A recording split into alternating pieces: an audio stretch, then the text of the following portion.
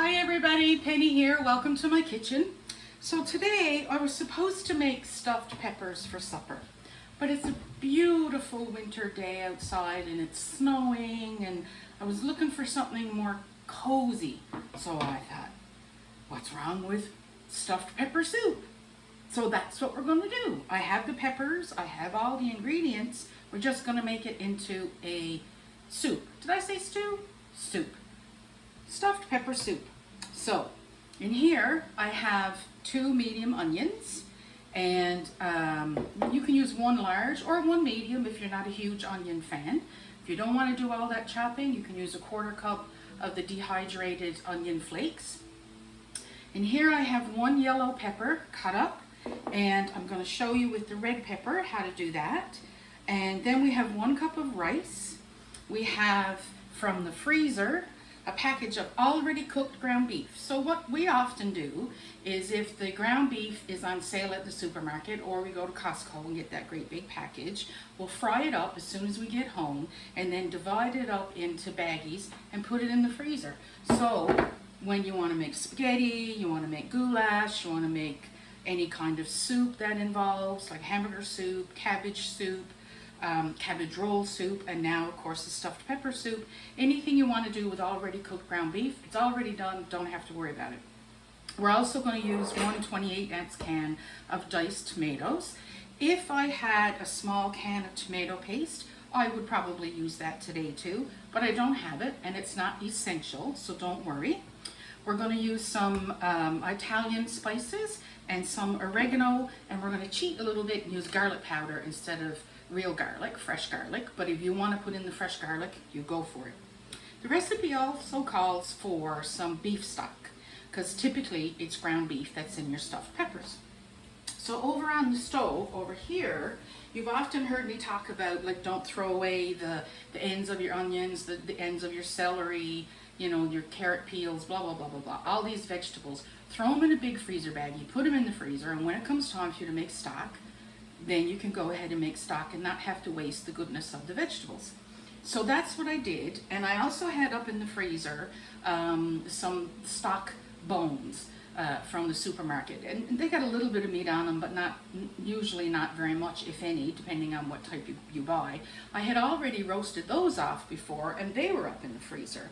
So I took down a bag of the leftover vegetable ends and the beef stock, covered it with water, 2 bay leaves, a bit of salt, some peppercorns, and boil it for about a half an hour to an hour to get all that goodness out.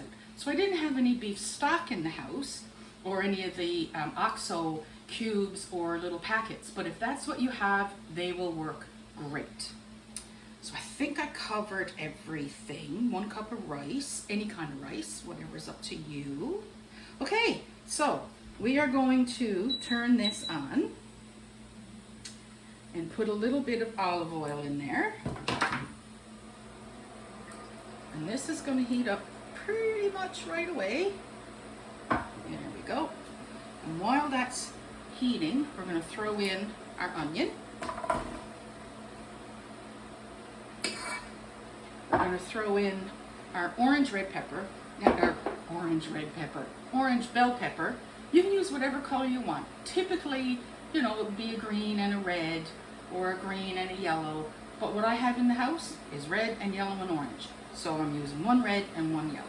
But you can use whatever peppers that you have that you like. After all, it's your soup, right? Okay, so now we're also going to put in a little bit of garlic powder, about a teaspoon or so. You don't have to be precise, and if you don't like garlic, you can easily leave it out. But if you do, it adds wonderful taste. Now we're also going to add a heaping kitchen tablespoon of the mixed Italian spices. There we go. And it has rosemary, garlic, basil, oregano, all kinds of lovely stuff in there.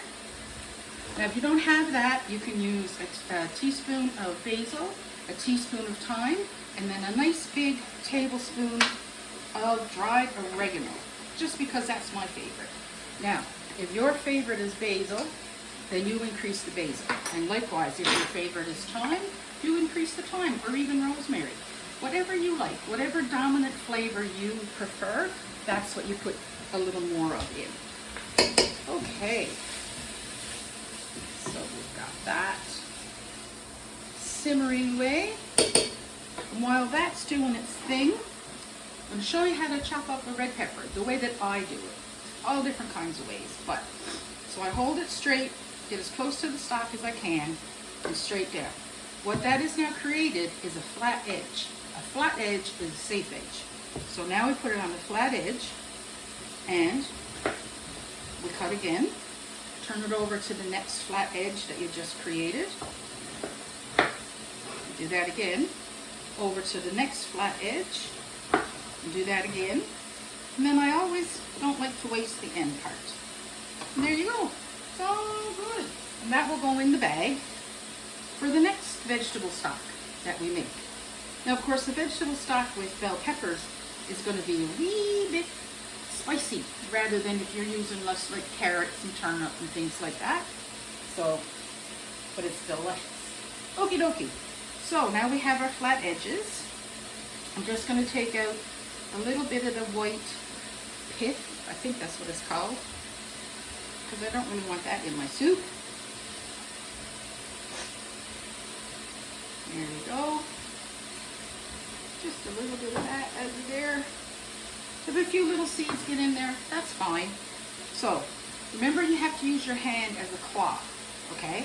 So your claw is to keep your fingers safe from being cut, because when you're cutting, the knife will hit the top of your knuckle, not the bottom of the knife, but the top part of the knife before it ever hits your finger.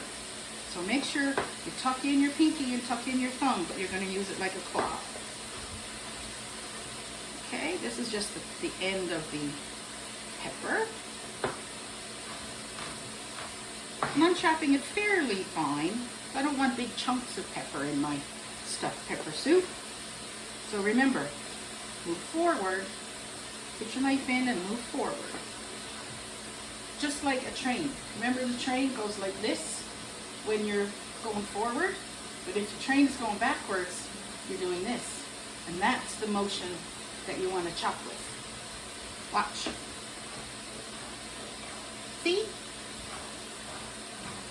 And a sharp knife is a safe knife because you don't have to push so hard. A dull knife, you have to push harder in order to chop something, and because it's dull, it may jump what you're chopping and end up on your hand or your fingers, and because you pushed so hard, you will more likely hurt yourself than with a sharp knife. I know it doesn't sound logical, but it's true. So I'm just taking the top off there, so it's easier to chop. There we go. And you can make these pieces as big or small as you like. If you like chunky soup, you can make them much, much bigger. It's totally up to you.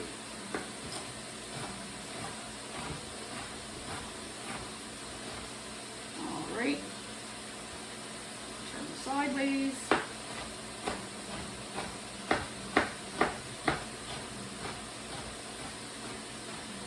And there's the red pepper all done. So we'll put that in there. Okay. Give this a little stir. Oh, that smells good already. And it looks so colorful. Can you see a little bit? See? That's the machine. It doesn't like me lifting the pot up. It's like, hey, we're cooking. Okay, so now we're going to put in our meat. And it's already cooked. Now, if you didn't have meat already cooked, then you would fry that up first and then add your vegetables and then brown it all together. But this is already done. It's still a little bit cold, so that'll take a few minutes to come together. Excuse me one second. So I wipe my hands. That bag was a little bit wet. Now, I already went around the can with the Pampered Chef can opener, which doesn't leave you with a sharp edge. It's really, really cool. So you go around, and then there's a little, like a tooth. I know you can't really see it from there, but there's like a tooth and a button on this side. So you grab your tin, and you, with a tooth, and you open it. Isn't that cool? And this is not sharp at all. It's really cool, very child friendly. So we're going to throw that in. And stir that up. There we go. Let that all come together. We're going to give that about 10 minutes or so. And then we're going to start adding our water and rice. So we'll be back in about 10 minutes. Hi everybody, back again. Okay, so our soup is simmering away. It is awesome. Now we are going to add about a tablespoon or so of Worcester sauce. And if you don't have this, you can leave it out. It's just something that I add to all my soups and a bunch of stuff. I'm going to add a little pinch of salt. I'm going to add a little pinch of pepper. And then we're going to add 4 cups of the stock, the beef stock. Or like I said, if you have a tin of beef or a carton of beef stock, or you have the OXO cubes or packets, you can easily do that. And that's 4 cups. Now, I'm also going to add 1 cup of rice. So depending on how thick you want your soup to be, you can add more water or more stock. And we won't know that until the rice is cooked. So we're going to bring this back up to a simmer and then turn it down on low and leave it for about 20 minutes to a half an hour. Wait till our rice is all cooked, and then we may or may not add some more water, depending on how thick it is.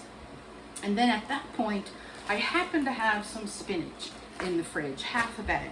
So rather than let that go to waste, I'll chop that up, and just before we serve it, I'll throw that in the pot as well.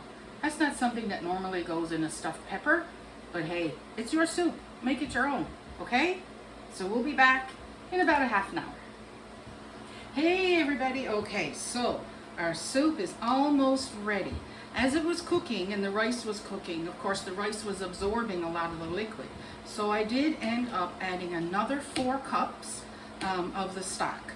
So if you're buying like the carton, the 1 liter carton of beef stock, you might want to buy 2, because each one of those is approximately 4 cups.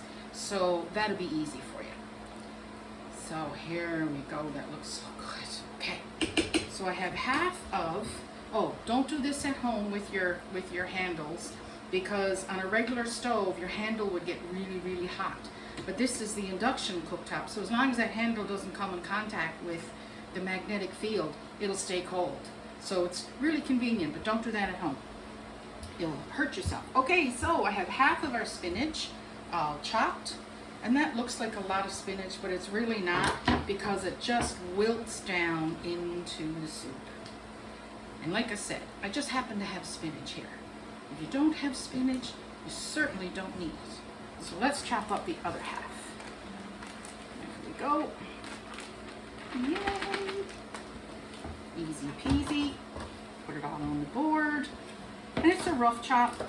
Certainly don't have to be specialist to chop up a bit of spinach. Oops, but you do not need to hit your finger off the counter. There. Choppy, choppy. It's all good. And just add in the rest of the spinach. But if you do like spinach and you have like those little blocks of spinach that you can get frozen, so you don't have to use like a whole box, you could easily put a cube of spinach in here too. And pretty much any soup for that matter. Look at that. She's gorgeous. And I did adjust the salt and pepper to your taste. I did add a little more salt. So just give it a little taste. And if you like it spicy, you could even add in a pinch when you do the spices in the beginning. You could add in a pinch of red pepper flakes. And that would kick it up a notch, you could say. Add a bit of spice. But we're not doing that today. And as quick as that, soup is done.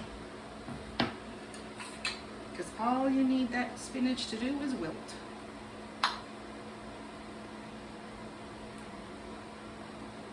And I made a mess, but there we go.